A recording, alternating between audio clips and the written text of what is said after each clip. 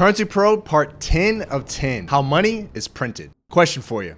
When you hear that the Fed is printing money, do you imagine Janet Yellen is in some room running a printing press? No, that's not how it works. Do you think that the Fed is the main entity that creates money in the US? Actually, it's not. Banks are really the ones that create the money. If you learn about banking, you'll learn that banks make money by borrowing at low short-term interest rates, like the 0.1% they pay you on your checking and savings, and lending it out at higher interest rates for car loans, mortgages, etc. In theory, that understanding is correct. But bank lending is not limited to the amount of deposits they have. No. They can and do lend out way more than that. When you walk into the bank to get a home loan, they give you the money, which goes to the seller of the home. That's real money that's now in the economy. The seller of the home can buy a different home, take it to Vegas, whatever. But that money that the bank gave you didn't come from some finite pool of assets. It was created by the bank. There's no corresponding reduction in their deposits or cash on hand. It's money that did not exist before, and now it does. Banks are the ones that mainly create money. The Fed has two main ways of, quote, printing money, and even one of those really goes through the banks. The main one is by lowering the target Fed funds rate. In theory, this should lower other interest rates. When interest rates are lower, it's more attractive to borrow. All they're really doing is giving people and businesses an incentive to go to the bank and ask them to create some money in the form of a loan. Banks are still the ones that do it, and banks can still choose not to. The only way the Fed can print money directly is by buying assets, such as treasury bonds. This process is known as quantitative easing. It's mainly a way to drive long-term interest rates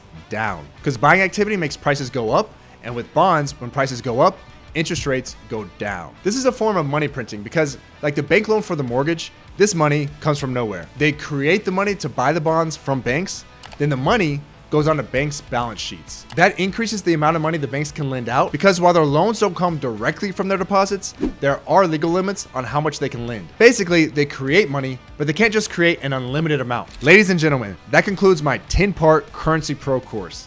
Did I leave anything out? Let me know in the comments below. Thanks for watching.